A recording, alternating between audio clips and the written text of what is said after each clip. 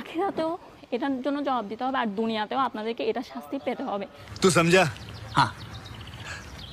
নাই, তুই সমঝা নেই। এই ভিডিওটি দেখুন। এই ভিডিওটি তিনি নিজে তার পেজে আপলোড দিয়েছে। সম্ভবত ফেব্রুয়ারি মাসের 13 তারিখে কিস ডেতে এই ভিডিওটি আপলোড হয়েছে।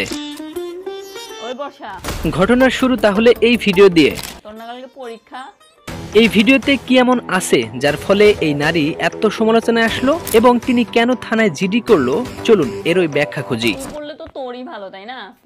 সোশ্যাল মিডিয়ায় যারা মোবাইল ঘাটেন তারা হয়তো এই নারীকে চিনে থাকবেন। তার নাম মাহতাস মেরিন। তিনি একজন কন্টেন্ট ক্রিয়েটর। সোশ্যাল মিডিয়ায় বিভিন্ন ভাবে ভিডিও ক্রিয়েট করে থাকে। ব্লগ, শর্টস, রিঅ্যাকশন, মাঝে মাঝে রোস্টিং ভিডিও করে থাকে।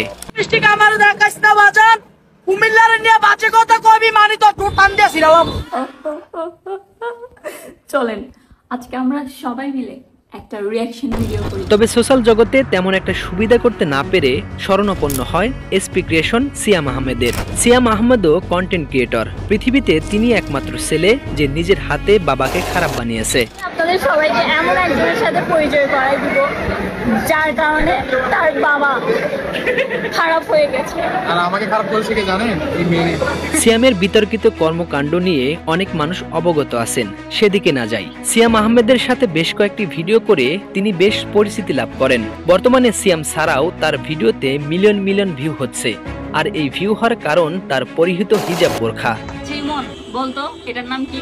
তিনি তার প্রায় সব ভিডিওতেই বোরখা আর হিজাব পরেন। নিজেকে উপস্থাপন করেন যে তিনি একজন ধর্মভীরু ওমেন। এতে কোনো সমস্যা না, সমস্যা হচ্ছে তার পরার স্টাইলে। উপর দিয়ে সৌদি আরব, নিচ দিয়ে আমেরিকা, এই কথাটি নিশ্চয়ই শুনেছিলেন। তার কিছু কিছু ভিডিও ঠিক ওই স্টাইল। সেই কথার সাথে হুবহু মিল রয়েছে তার, যার প্রমাণ তার সর্বশেষ ভাইরাল হওয়া ভিডিওটি।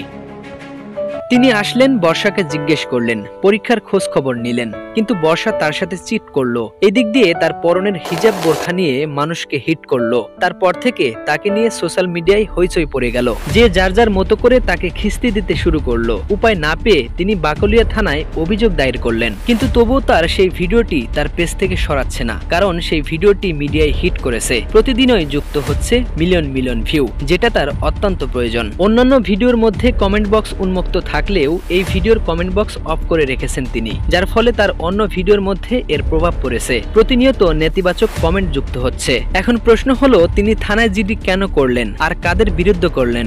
সম্প্রতি আমার সাথে যা কিছু হচ্ছে সোশ্যাল মিডিয়াতে, আমি সেগুলোর ভিত্তিতে বাকলিয়া থানার অধীনে একটা জিডি করছি। তিনি এই ভিডিওতে আরো বলেছেন, আমি আপনাদেরকে বলে আপনারা আখিরাতেও এটার জন্য জবাব দিতে হবে, আর দুনিয়াতেও আপনাদেরকে এটা শাস্তি পেতে হবে। ওনার আখিরাতের কথা শুনে পাবলিক কড়া প্রতিবাদ জানিয়েছে। কিছুদিন আগে এসপি সিয়ামের সাথে বিয়ে খেতে গিয়ে কি কাণ্ড করেছে সেটা হয়তো অনেকের মনে আছে। বাসর রাতে গাড়ি কত স্পিডে চালাতে হয়, ব্রেক কখন করতে হয় সেটা শেখাচ্ছিল এই মেরিন ও সিয়াম। সেই ভিডিও নিয়েও সারা দেশে সমালোচনায় পড়েছিলেন তারা। পরবর্তীতে ভিডিও ডিলিট করে মাপ চাইতে বাধ্য হয়। আমি খুবই লজ্জিত এবং আমি খুবই দুঃখিত।